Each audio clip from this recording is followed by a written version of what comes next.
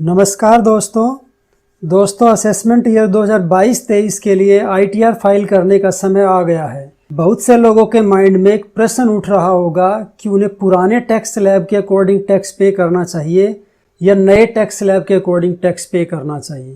किसी व्यक्ति के लिए ओल्ड टैक्स स्लैब से टैक्स पे करना बेनिफिशियल हो सकता है तो किसी दूसरे व्यक्ति के लिए न्यू टैक्स स्लैब से टैक्स पे करना बेनिफिशियल हो सकता है। तो इस वीडियो में हम इनकम टैक्स डिपार्टमेंट द्वारा प्रोवाइड किए गए कैलकुलेटर की सहायता से ओल्ड टैक्स स्लैब और न्यू टैक्स स्लैब दोनों ऑप्शन से टैक्स कंप्यूट करना सीखेंगे।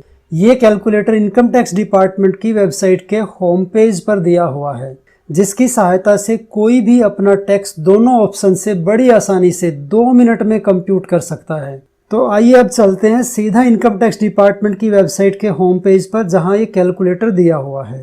जब आप सर्च इंजन में इनकम टैक्स इंडिया या इनकम टैक्स रिटर्न लिखते हुए सर्च करेंगे तो आपके सामने जो पेज ओपन होगा उसमें से जो दूसरा लिंक है जहां पर इनकम टैक्स डिपार्टमेंट होम लिखा हुआ है, आप इस पर क्लिक करेंगे तो क्लिक करते ही आपको इनकम टैक्स डिपार्टमेंट की वेबसाइट के होम पेज पर ले जाएगा, जहां लेफ्ट साइड में आपको क्विक लिंक दिए हुए हैं। आप इन्हें स्क्रॉल करते हुए नीचे आएंगे तो सबसे लास्ट में आपको कैलकुलेटर दिया हुआ मिलेगा। तो जैसे आप इस पर क्लिक करेंगे तो कैलकुलेटर ओपन होगा। तो यहाँ आपको 2 प्रकार के कैलकुलेटर देखने को मिलेंगे, एक बेसिक कैलकुलेटर और दूसरा एडवांस कैलकुलेटर।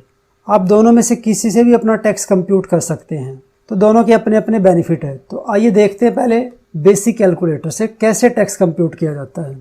तो सबसे पहले हमें असेसमेंट ईयर सेलेक्ट करना होगा। तो अभी जो हमारा फाइनेंशियल ईयर क्लोज हुआ है वो 2021 टू 22 क्लोज हुआ है और उसका असेसमेंट ईयर होगा 2022 टू 23, यानी 21-22 हमारा प्रीवियस ईयर था और 22-23 हमारा असेसमेंट ईयर होगा। तो हमें 21-22 ईयर में जो हमने इनकम जनरेट की हमें उस पर टैक्स पे करना है, जिसका असेसमेंट ईयर 22-23 है। असेसमेंट ईयर 2022-23 आप सेलेक्ट कर लेंगे और दूसरे ऑप्शन में टैक्स पेयर की कैटेगरी आपको सेलेक्ट करनी होगी। ये कैटेगरी आप अपने अकॉर्डिंग सेलेक्ट कर लेंगे। आप इंडिविजुअल है तो इंडिविजुअल को सेलेक्ट करेंगे, एचयूएफ है तो एचयूएफ, फर्म है तो फर्म, और भी ऑप्शंस दिए हुए हैं।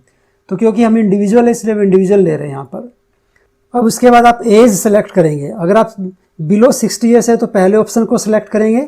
अगर आप सीनियर सिटीजन है बिटवीन 60 टू 79 ईयर्स तो आप सीनियर सिटीजन वाले दूसरे ऑप्शन को सिलेक्ट करेंगे। और अगर आप सुपर सीनियर सिटीजन की कैटेगरी में आते हैं, यानी आप 80 ईयर या मोर देन 80 ईयर के हैं, तो आप थर्ड ऑप्शन को सेलेक्ट करेंगे, क्योंकि टैक्स एज के अकॉर्डिंग कंप्यूट होता है। जो लोग बिलो 60 ईयर्स के होते हैं उनका 2,50,000 तक का अमाउंट एग्जेम्प्टेड होता है। जो लोग सीनियर सिटीजन की कैटेगरी में आते हैं उनके 3 लाख रुपये एग्जेम्प्टेड होते हैं, और जो लोग सुपर सीनियर सिटीजन की कैटेगरी में आते हैं उनके 5 लाख रुपये एग्जेम्प्टेड होते हैं।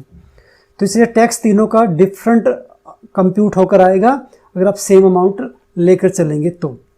उसके बाद आप रेजिडेंशियल स्टेटस सेलेक्ट करेंगे। अगर आप भारत के रेजिडेंट हैं तो आप रेजिडेंट सेलेक्ट करेंगे। अगर आप की रेजिडेंशियल स्टेटस अगर कोई और है तो आप इनमें से किसी एक को भी सिलेक्ट कर सकते हैं। इसके बाद आप अपनी टोटल इनकम यहाँ पर फिलअप कर देंगे। इनकम के जो 5 हेड्स हैं उन 5 हेड्स से होने वाली इनकम का टोटल करते हुए आप इसमें टोटल अमाउंट लिख देंगे। मान लीजिए किसी व्यक्ति की इनकम टोटल 12 लाख है तो आप 12 लाख यहाँ पर फिलअप करेंगे। उसके बाद आपको यहाँ पर टोटल डिडक्शंस देनी है। तो 80C से 80U तक की जितनी भी आपकी डिडक्शंस बनती हैं उन सबका आप टोटल कर लीजिए, उस टोटल इसमें आप फिलअप कर दीजिए।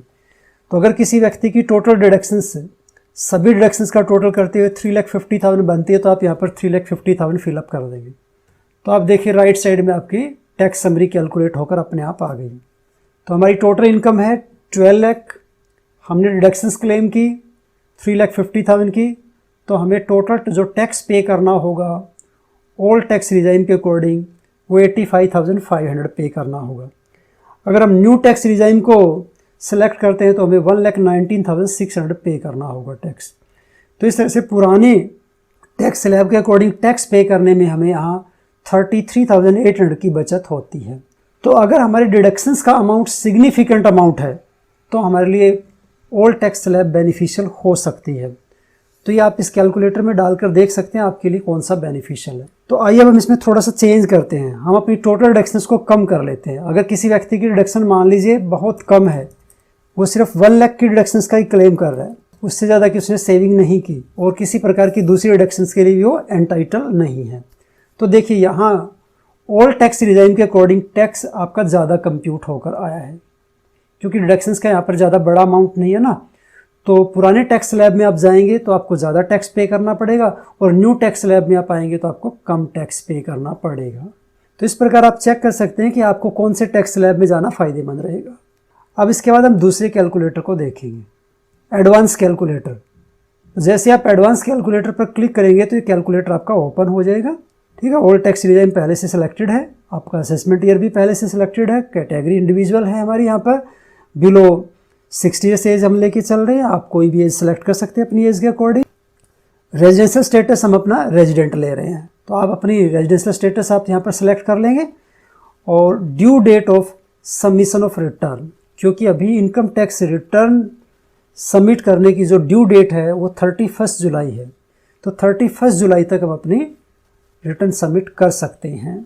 तो आप यहाँ पर 31 जुलाई 2022 ले लेंगे, यहाँ पर ये 21 लिखा हुआ है, आप 22 ले लेंगे। इनकम टैक्स कंप्यूट करने की डेट आप यहाँ पर डाल देंगे, जिस दिन भी आप टैक्स कंप्यूट कर रहे हो आप डेट यहाँ पर डाल दीजिएगा। तो अब हम इसमें अपनी इनकम फिलअप करेंगे। तो सबसे पहले हम ले रहे हैं इनकम फ्रॉम सैलरीज। तो हमने टोटल 12 लाख रुपए इनकम ली थी, तो मैं 12 लाख रुपए यहाँ पर डाल रहा हूँ। तो एक व्यक्ति को इनकम के डिफरेंट हेड्स में टैक्स पे करना होता है। तो एक व्यक्ति को इनकम के डिफरेंट हेड्स में इनकम हो सकती है, तो जिस हेड में भी आपको इनकम हुई है वो आपको सब फिलअप कर देनी है। दूसरा हेड है इनकम फ्रॉम हाउस प्रॉपर्टी। अगर आपको हाउस प्रॉपर्टी हेड से कोई इनकम हुई है तो आप इसमें फिलअप कर देंगे। तो इसमें दोनों प्रकार के हाउस दिए हुए हैं, सेल्फ ऑक्यूपाइड हाउस और लेट आउट हाउस। तो आप इसमें पूरी डिटेल डाल देंगे। तो जैसे आप ये डिटेल फिलअप करेंगे तो ये आगे की कंप्यूटेशन अपने आप करेगा। इसके बाद अगला हेड आता है income under the head capital gain. तो यहाँ आपको बड़े ध्यान से फिलअप करना है। पहले हम भरेंगे शॉर्ट टर्म कैपिटल गेन, और शॉर्ट टर्म कैपिटल गेन भी वो जो other than covered under section 111A आएगा, यानी 111A के अंतर्गत आने वाले शॉर्ट टर्म कैपिटल गेन को छोड़कर बाकी सारा शॉर्ट टर्म कैपिटल गेन आप इनमें डेट वाइज फिलअप कर दीजिए। 111A में कौन सा शॉर्ट टर्म कैपिटल गेन आता है? अगर आपके पास लिस्टेड कंपनी की सिक्योरिटीज़ रही हैं और उनको सेल करने से आपको प्रॉफिट हुआ है और वो आपने लेस देन 1 ईयर के लिए ही होल्ड की हुई थी और 1 साल से पहले ही आपने उनको बेच दिया, यानी उनको आपने 12 महीने से कम समय के लिए अपने पास रखा हुआ है, तो ऐसी लिस्टेड कंपनी की सिक्योरिटीज़ को सेल करने से होने वाले प्रॉफिट या लॉस को हमें यहाँ पर लेना होता है। तो ये कोई भी शेयर, डिवेंचर, बॉन्ड हो सकता है किसी लिस्टेड कंपनी का इशू किया हुआ। लिस्टेड कंपनी कौन सी होती है? जो स्टॉक एक्सचेंज में लिस्टेड होती है, जिनके शेयर्स हम स्टॉक एक्सचेंज के थ्रू बाई और सेल कर सकते हैं, वो सब लिस्टेड कंपनीज होती हैं। तो अगर किसी कंपनी के शेयर्स, डिवेंचर या बॉन्ड हमारे पास रहे हैं और लेस देन 1 ईयर के लिए रहे हैं तो हमें शॉर्ट टर्म कैपिटल गेन हुआ होगा, वो शॉर्ट टर्म कैपिटल गेन हम अपना इस दूसरे ऑप्शन में फिलअप कर देंगे। तो पहले ऑप्शन में वो शॉर्ट टर्म कैपिटल गेन लेना है जो हमें लिस्टेड कंपनी की सिक्योरिटीज़ पर नहीं हुआ है, बल्कि दूसरे प्रकार का शॉर्ट टर्म कैपिटल गेन है, और दूसरे पॉइंट में आप लेंगे लिस्टेड कंपनी के सिक्योरिटीज़ की सेल पर होने वाले प्रॉफिट या लॉस को। इसी प्रकार आपको long term capital gain fill up करना है। तो यहाँ लॉन्ग टर्म कैपिटल गेन भी आपका 2 प्रकार का होगा, एक तो शेयर्स, डिवेंचर या बॉन्ड की सेल पर होने वाला लॉन्ग टर्म कैपिटल गेन, और दूसरा आपका other long term capital gain जो किसी भी प्रॉपर्टी की सेल पर हुआ हो सकता है। तो किसी भी प्रॉपर्टी की सेल पर जो लॉन्ग टर्म कैपिटल गेन हुआ वो आप डेट वाइज इसमें फिलअप कर देंगे। और अगर आपके पास शेयर्स, डिवेंचर या बॉन्ड रहे हैं किसी लिस्टेड कंपनी के और वो आपने मोर देन 1 ईयर के लिए होल्ड करके रखे अपने पास, तो वो लॉन्ग टर्म कैपिटल गेन बन जाएगा। कोई भी प्रॉपर्टी अगर आप लेस देन 1 ईयर अपने पास रखते हैं तो शॉर्ट टर्म कैपिटल गेन, और आप मोर देन 1 ईयर रखेंगे अपने पास तो लॉन्ग टर्म कैपिटल गेन कहलाएगा। तो ध्यान रखना, जो लिस्टेड कंपनी की सिक्योरिटीज है उनकी सेल पर होने वाला लॉन्ग टर्म कैपिटल गेन तो 10% की रेट से टैक्सेबल होता है, तो इसलिए इस स्लैब में डालेंगे हम। और बाकी सभी प्रॉपर्टीज़ की सेल पर होने वाला गेन 20% की रेट से टैक्सेबल होता है, तो आपको इस ऑप्शन में लिखना है ताकि आपका टैक्स सही कंप्यूट होकर आए। इसके बाद आप अदर सोर्स हेड की इनकम दिखाएंगे। बिजनेस एंड प्रोफेशन हेड में अगर आपको कोई इनकम है, यानी आपका कोई बिजनेस या प्रोफेशन चल रहा है, उससे अगर आपको इनकम हुई है तो वो फिलअप कर देंगे। फिर आप अदर सोर्स हेड की इनकम फिलअप करेंगे, कोई इंटरेस्ट के रूप में या कोई स्पेकुलेशन गेन हुआ है आपको तो वो सब आप इसके अंदर डाल देंगे। और इस प्रकार आपकी ग्रॉस टोटल इनकम कंप्यूट होकर आ जाएगी। ये आपको कंप्यूट नहीं करनी पड़ी, अपने आप कंप्यूट होकर आएगी। उसके बाद हम डिडक्शंस क्लेम करेंगे। किसी भी डिडक्शंस के लिए क्वालिफाई करते हैं तो आपको उन डिडक्शंस की डिटेल यहाँ पर भरनी है। 80C से लेकर 80U तक की सभी डिडक्शंस के लिए आपके पास यहाँ पर ऑप्शन है, और ऑप्शन नहीं भी है तो आप इस कैलकुलेटर में ऐड कर सकते हैं। तो 80C से 80U तक, तो पहली डिडक्शन हम 80C ले रहे हैं, तो 80C, 80CCC और 80CCD1 इन सब का टोटल 1,50,000 तक हो सकता है। तो आप वो बाइफरकेट करके जहाँ जहाँ आपकी डिडक्शन बनती है आप डाल देंगे, लेकिन आप 1,50,000 रुपये से ज़्यादा नहीं डाल सकते, क्योंकि उससे ज़्यादा ये एक्सेप्ट ही नहीं करेगा। मैं यहाँ 1,60,000 रुपये डाल रहा हूँ, तो देखिए इसको एक्सेप्ट नहीं करेगा।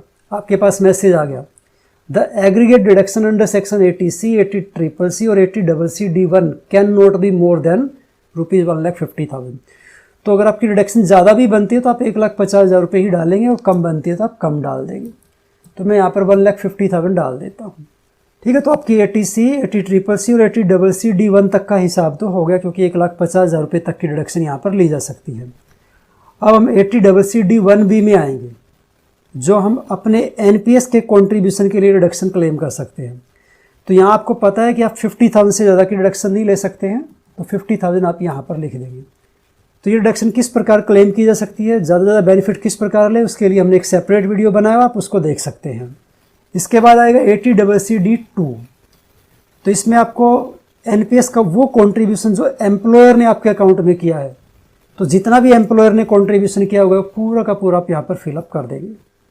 अब वो कितना भी हो सकता है, वो आप अपने अपने अकॉर्डिंग डाल देंगे। मान लीजिए किसी व्यक्ति का 1,00,000 रुपये बनता है, या थोड़ा कम कर देते हैं, 90,000 बनता है, तो आप यहाँ पर 90,000 लिख देंगे।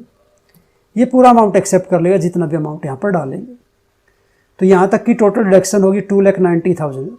अब डिडक्शन अंडर सेक्शन 80D, अगर आपने कोई हेल्थ इंश्योरेंस प्लान लिया हुआ है तो उस पर पे किए जाने वाले प्रीमियम के लिए और मेडिकल एक्सपेंडिचर के लिए आप यहाँ पर डिडक्शन क्लेम कर सकते हैं। टोटल 25,000 की डिडक्शन आप क्लेम कर सकते हैं अपने और अपने परिवार के सदस्यों के लिए। लेकिन अगर आपके सीनियर सिटीजन्स पेरेंट्स अगर शामिल हैं इसमें, तो आप 25,000 रुपये उनके नाम के और एडिशनल ऐड कर सकते हैं। इसके बाद आप डिडक्शन लेंगे 80G की। अगर आपने कोई भी डोनेशन दिया है तो आप वो डोनेशन का अमाउंट यहाँ पर डाल देंगे। कुछ डोनेशन 100% डिडक्टिबल होती है, तो कुछ 50% डिडक्टिबल होती है। तो आपको जितने रुपए की भी डिडक्शन मिलेगी आप उतने रुपए इसमें डाल देंगे। मान लीजिए आपने 1,20,000 रुपये का डोनेशन कहीं किया हुआ, तो आप 1,20,000 रुपये टोटल यहाँ पर डाल देंगे। इसी प्रकार और भी डिडक्शंस दी हुई हैं। अगर आप किसी भी डिडक्शंस के लिए एलिजिबल है तो आप फिलअप कर देंगे, अदरवाइज आप इनको खाली छोड़ देंगे। तो डिडक्शन अंडर सेक्शन 80AA इसको देख लेते हैं। अगर आपका कोई सेविंग बैंक अकाउंट है और उस पर आपको अगर इंटरेस्ट मिला हुआ है, FD पर नहीं होना चाहिए, ध्यान रखना, ये आपके सेविंग अकाउंट पर इंटरेस्ट होना चाहिए। तो सेविंग अकाउंट के इंटरेस्ट की डिडक्शन आप 10,000 रुपये तक की ले सकते हैं। अगर आप 10,000 रुपये से ज़्यादा डालेंगे तो एक्सेप्ट नहीं करेगा, ये केवल 10,000 रुपये तक की डिडक्शन को एक्सेप्ट करता है। देखिए जैसे मैंने 12,000 रुपये डाला तो मैसेज आ गया, maximum amount of deduction in this field can not exceed ₹10,000। तो आप उतने ही डालिए जितने रुपए के लिए आपको डिडक्शन मिल सकती है।